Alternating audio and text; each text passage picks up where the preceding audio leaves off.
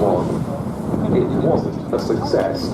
8 fortresses of that squadron had been lost by September 1941, and soon Bomber Command abandoned daylight raids.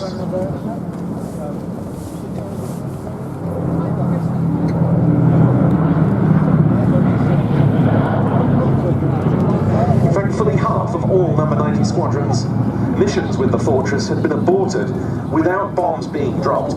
That early experience showed that the B-17 needed better defensive armament, a bigger bomb load and better bomb aiming equipment. The US Army Air Corps, as it was, US Army Air Forces as they became, hadn't of course come into the war by that point.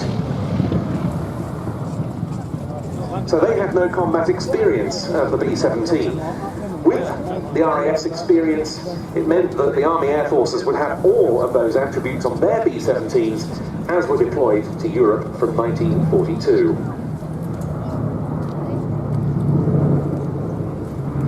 It was that August that the 8th Air Force carried out its first raid on B-17s of the 97th Bomb Group at Polbrook in Northamptonshire. The target were the railway marshalling yards at Rouen in France, but at that stage the escort was being provided by RAF Spitfires.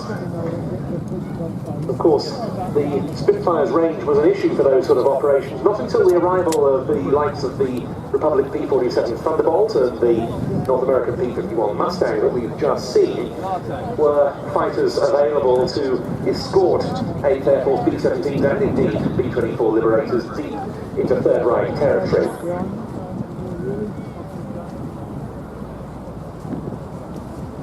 By that stage, B-17 was back in RAF service, with later marks coming into use with RAF Coastal Command. They joined Consolidated Liberators in the VLR, very long-range role, helping plug what was known as the Atlantic Gap.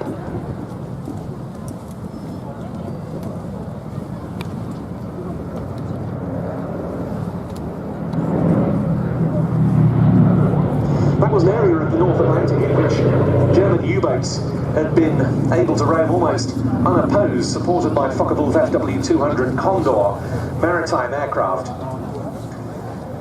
The threat to the supply convoys that were so vital in terms of keeping Britain's B-17s.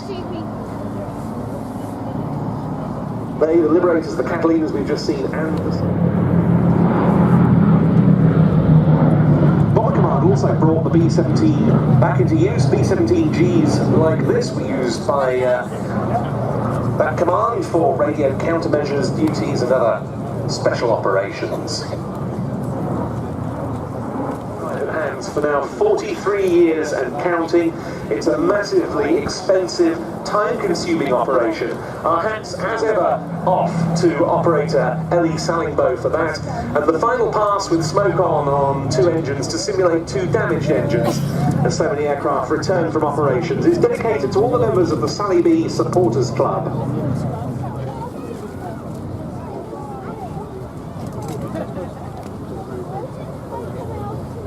That's the organisation that works tirelessly